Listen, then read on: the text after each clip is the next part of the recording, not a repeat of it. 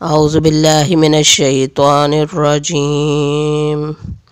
قرآن پاک صرف اردو زبان میں۔ سورہ بقرہ رکوع نمبر 16۔ اللہ کے نام سے شروع کرتی ہوں جو بہت مہربان اور نہایت رحم کرنے والا ہے۔ اور کون ابراہیم علیہ السلام کے طریقے سے گریز کر سکتا ہے سوائے اس کے جو اپنے آپ کو احمق بنائے۔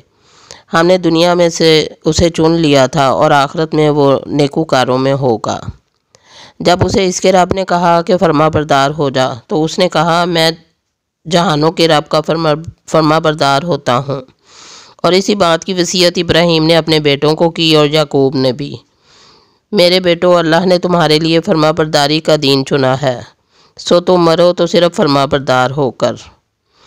کیا تم موجود تھے جب یعقوب کی موت آن پہنچی، جب اس نے اپنے بیٹوں سے کہا میرے بعد تم لوگ کس کی عبادت کرو گے؟ انہوں نے کہا ہم تیرے خدا، تیرے باپ دادا ابراہیم، اسماعیل اور اسحاق کے اللہ اور ایک ہی اللہ کی عبادت کریں گے اور ہم اسی کے فرما بردار رہیں گے۔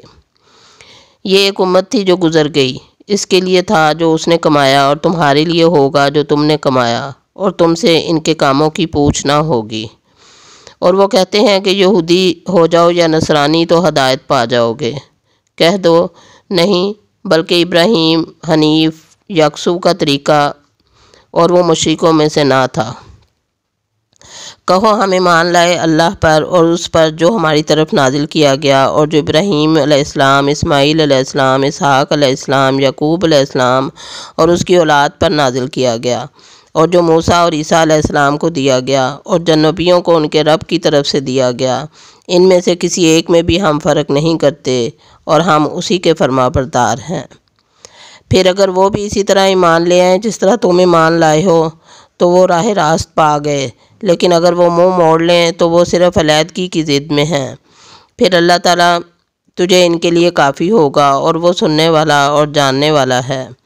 کہو یہ اللہ کا رنگ ہے اور اللہ سے بہتر کس کا رنگ ہے، اور ہم اسی کے عبادت گزار ہیں۔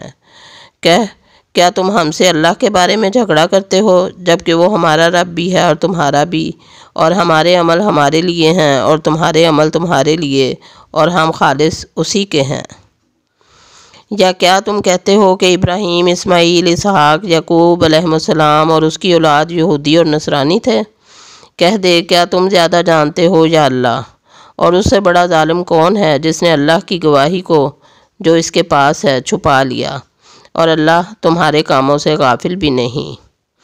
یہ ایک امت تھی جو گزر گئی، اس کے لیے تھا جو انہوں نے کمایا، اور تمہارے لیے ہے جو تم نے کمایا، اور تم سے ان کے کاموں کی پوچھ نہ ہوگی۔ صدق اللہ العظیم۔